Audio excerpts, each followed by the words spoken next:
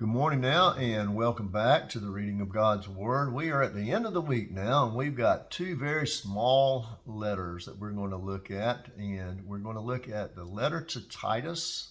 It's only 3 chapters, and a letter to Philemon, which is only 1 chapter. So this is a light ending of this week, but it is still some very interesting reading. We need to pay attention to it and stay the course in this.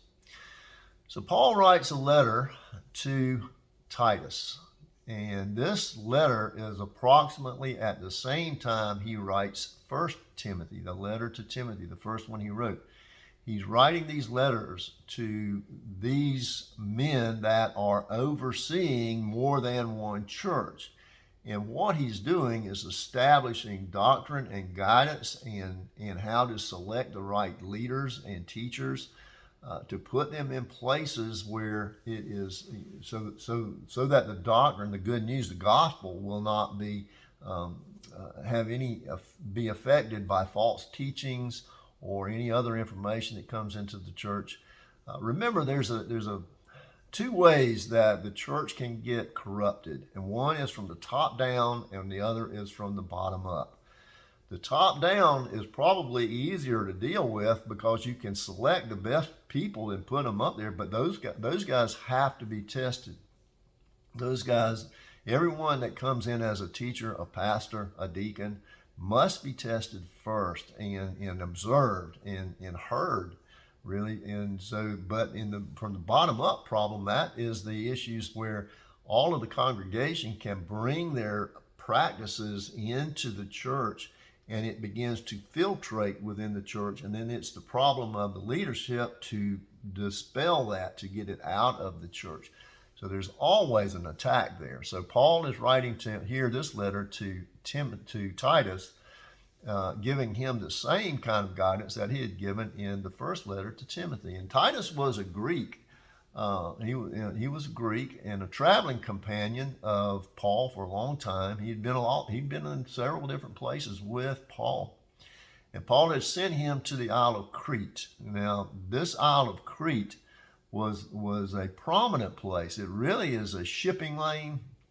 It's an island in the Mediterranean, but yet it was a lot of movement back and to a lot of shipping handled through there. So it was a big trade route. And so Paul understood that through the churches there were primary place to be able to teach, to have the churches and teach the gospel message of Christ. So he sent Titus there to set things in order, is what he told him. And that was, of course, with the leadership. Very prominent place, and the idea that Titus was given the responsibility as Timothy over multiple churches. It was not just go and handle this church. So he had a lot there to do. Crete was also not known for its congeniality either. Crete was a pretty wicked place. It had a lot of pagan practices. There was one, you could be called a Cretan, and that meant you were being called a liar. As you read through this, you can do a little bit of research basically in some of the documentary that goes with it, and you'll find out what the life on Crete was like, and it was not good. It was kind of like what we're living in some today, but maybe not quite that bad. So it is a lot of things that get into it. And then there is, not only is there issues with false teachers and pagan doctrine, but there's also a Jewish influence there, which would be legalism. In other words, you have to be circumcised, or you have to sacrifice a certain way, or you have to become a Jew before you can become a Christian. There's a lot of that. And so and then there was, from the pagan world, the pagan world, the Jewish world, and the Christian doctrine, then comes into this process called syncretism, of trying to put it all together at one time so that, okay, well, everything works. Well, no, it doesn't work that way. It has to be set aside. All of these pagan worlds, set aside the Jewish laws that have been replaced by the grace. We're in the period of grace at this time. So you have to set that aside. and there's a strict adherence to the gospel message. So these converts, they were still part of the community that were in there, so they were bringing in their pagan issues. However, instead of wicked, violent, and lying lifestyle that they had, they were living. They had to be shown as a church to go into the community, and that they were a part of the community, living still, but differently from the pagans that were there. They were showing a different lifestyle as an example to how they have been changed by Christ, living with the Spirit of God in them. There was an alternative. In other words, pay attention here. Even though we're different, we're still living in the same community, and we're still doing the same thing. We're still working with our hands. But we're teaching a different doctrine. So Titus is given a lot of job. He's given a lot of experience responsibility to handle the churches just on that one island. But it was several churches, many churches there. So read that very carefully. You can go back and review 1 Timothy as well, and you kind of marry these two together. And then finally, here at the end of the week, we move to the book of Philemon. Now, Philemon, of course, he was a convert under Paul, probably in Ephesus. He'd gone back to Colossae, the church at Colossae. We get that letter to the Colossians there. But the situation is that he had gone back as a convert, and there was a church established in his home. But Philemon was also a slave owner. Now, so what had happened here is the slave, one of his slaves, Onesimus, had stolen from Philemon, and he had gone over to Rome so that he would blend into the rest of the population, would never be found. But Onesimus, he ran into Paul, and he was ultimately converted. And so through that conversion, Paul now determines that he needs to send Onesimus back to Philemon, and he writes this letter to Philemon, and it accompanies Onesimus back there.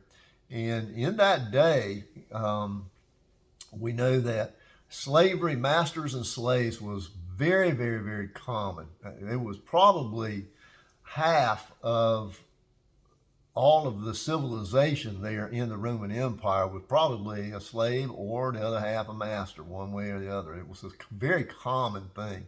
So Paul was not writing to establish or to abolish slavery. He was just trying to write this letter to Philemon to help to give a direction on how masters and slaves should work together if they are Christian. In other words, we know how it happens in the pagan world, and slaves could be killed for just about anything. They could be punished just for saying the wrong thing. They had no rights. They were property. But here now, Paul transfers that. He says, now once you become a Christian brother, as Onesimus was, and an asset to Paul while he was in Rome, now he is appealing to Philemon to consider this. And to consider that, Paul is asking Philemon to basically release him.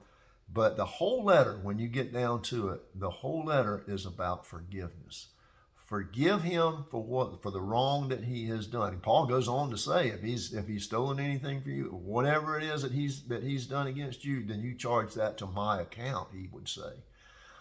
But this letter goes a lot deeper than that. It goes to giving guidance for all masters of all slaves, because it was a part of the community. It was a part of life. It was the culture they lived in.